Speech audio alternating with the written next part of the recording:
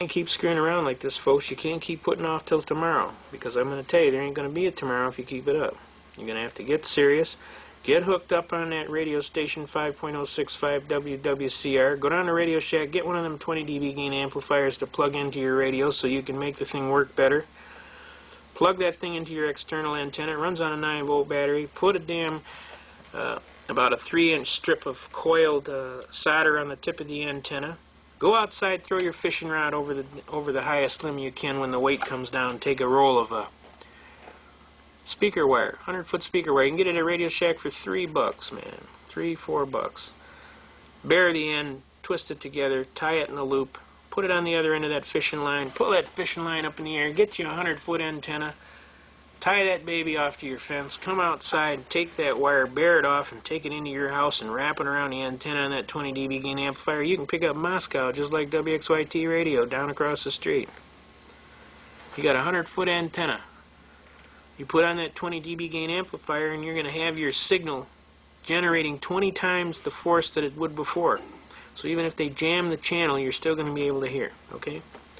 You need to be listening to Radio Free America, to Jack McLam, to Tom Ballantyne, to Bill Cooper, to Mark from Michigan.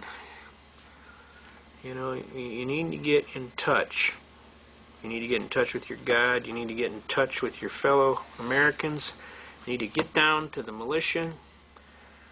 You need to quit screwing around, sitting on the couch, watching the ball game and the life going by and nothing's getting done. You understand? You need to get out there and hit a couple of these patriotic meetings and listen to some of these folks talking that are trying to save you and your country. And you need to start realizing that you need to put your money where your mouth is. It's like, you know, put up or shut up. Because I'm telling you, if you don't do something soon, you're not going to have a country. What you're going to have is a chain around your ankle, and you're going to be pissed. So I'm telling you, the time is now. You know, you want to be a son of liberty or a daughter of liberty, the time is now. Do not put off till tomorrow what you can do today, because there won't be a tomorrow if you do. Just start putting one foot in front of the other, make up your mind you're going to do this, go get you one of these constitutions, and let's get serious business about America, and let's bring her back to the way she was. We need to pull that baby back into the wind and take that ship out, leave that flag flying high, and we tell anybody to their face, you know, and we leave you to your proofs, pal. You touch my flag, and God's going to get you tonight. Don't touch my flag. Don't touch my country. Don't touch my Constitution. I'm going to wish you God bless America. We love you, America. I love Jack McLam's phrase, never to the New World Order. It'll never happen in your lifetime. You got to quit smoking that stuff. It ain't no good for you. You may think you're going to get away with it, but I'm here to tell you it ain't going to happen in your lifetime. You just keep wishing in one hand, doing something in the other, and see which one fills up faster. You're going to find out real quick. The United States of America is the most serious country in the world. Our people are the most generous, kind, and aggressive. And I'm telling you, we love our country, we love our flag, we love our Constitution, and we're not giving it up for anybody, especially a bunch of Yahoo bankers, okay? So, we'll let them understand. Let the word go out and let them find out. We're not fooling around. So I'm going to wish you good night. God bless America. Long live the Constitution. God bless all of the fine folks that are standing up and being counted. God bless all the fine soldiers that have given their very life and are still, to this day, giving their life. Now, come on, folks. Let's not fool around here. You go down there and you grab a hold of one of these congressmen and let them understand, hey, I don't care what about your Bill 666. You're not changing the Fourth Amendment. You're not doing nothing. You got that? You want to get elected next time? You better listen up, pal. We might even just charge you right in an open court of law with an open indictment for treason. Now quit screwing around with my Constitution. Oh, I wanted to give that number out.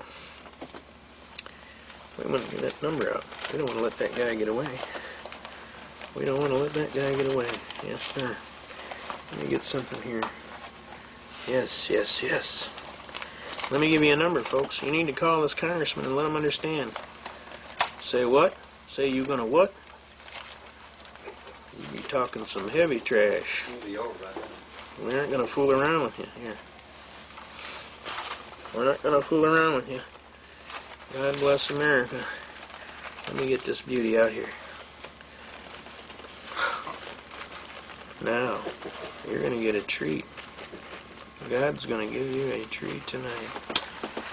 This congressman's got this idea that we don't need the Fourth Amendment anymore.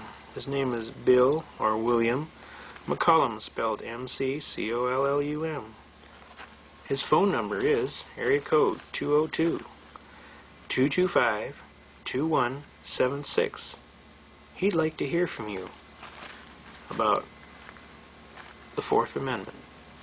You need to call him and tell him, do not touch my Constitution. Period. Do not change the Fourth Amendment, not even a little bit.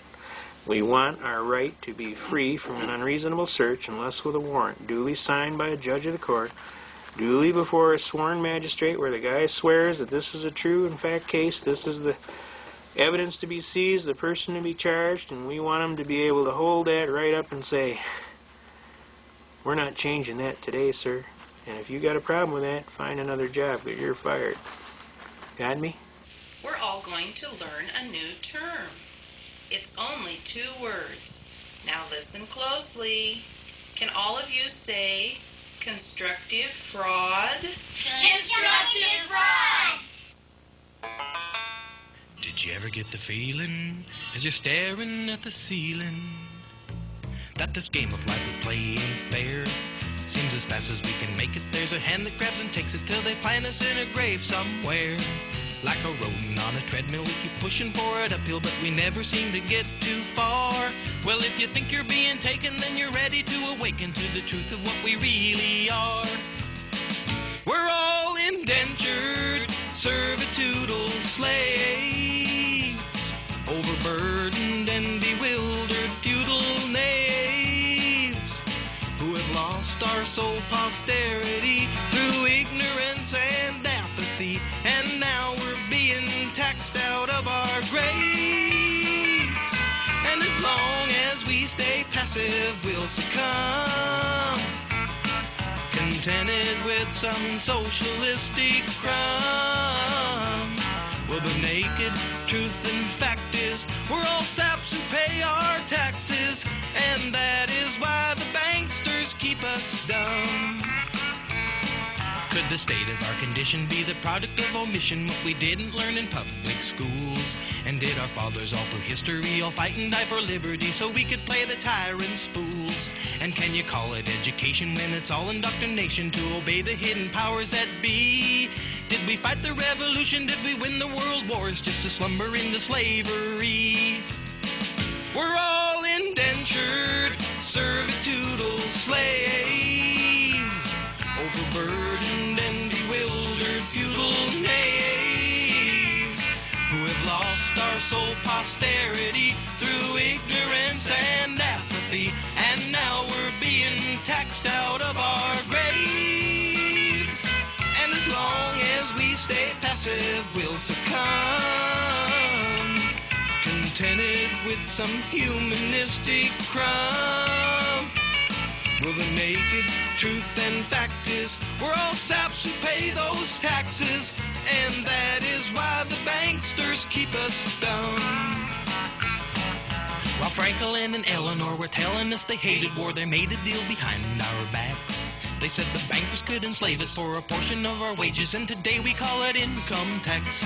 But what they failed in to tell us was the way they planned to sell us into statutory slavery. Now it's called constructive fraud. Some even claim the wrath of God.